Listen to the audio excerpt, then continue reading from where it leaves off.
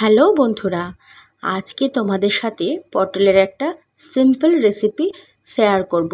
Simple, খেতে কিন্তু অসাধারণ, ভীষণই সুন্দর খেতে। মাছ মাংসকে বলবে দূরে থাক। এটা যদি গরম ভাত দিয়ে খাওয়া যায়, এক থালা গরম ভাত নিমিষে খাওয়া হয়ে যায়। তো যারা এটা বাড়িতে বানিয়ে খায় তারা জানে এর স্বাদ কতটা সুন্দর। তো চলো আমি এটা কিভাবে বানাচ্ছি তো তোমরা দেখো, যারা এখনও পর্যন্ত বানাওনি বা এটা খাওনি, তো আমার রেসিপি দেখে একবার ট্রাই করে দেখো, ভীষণই সুন্দর, এক কথায় অপূর্ব। তো পটলগুলো আমি ছোট ছোট করে কেটে হালকা সেদ্ধ করে নিয়েছি।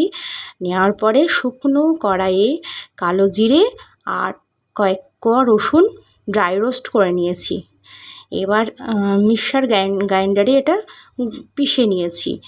নেওয়ার পরে কড়াইয়ে সর্ষের তেল দিয়েছি, দুটো শুকনো লঙ্কা দিয়েছি। তেলটা একটু বেশি দিতে হবে, কারণ এটা কষতে কষতে তেলটা অটোমেটিক টেনে নেবে, আর এটাকে ভালোভাবেই কষতে হবে। তো এটা দেখো আমি কড়াইয়ে কষছি তেল বেশি দিয়ে। তো হলুদ দিতে হবে, আর নুন আর চিনি দিতে হবে স্বাদ মতো।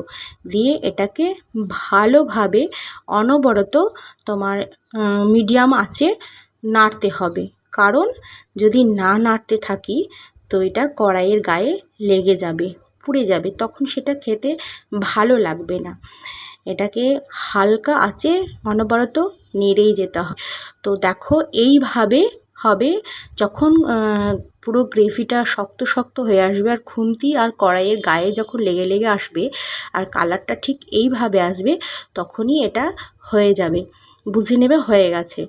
তো দেখো এটা আমার রেডি হয়ে গেছে। এবার নামিয়ে তোমাদেরকে দেখাই, এই দেখো এই রকম হবে। তো বন্ধুরা, তোমরা একবার ট্রাই করে দেখো, আর আমার এই রেসিপিটা কেমন লাগলো কমেন্টে জানিও।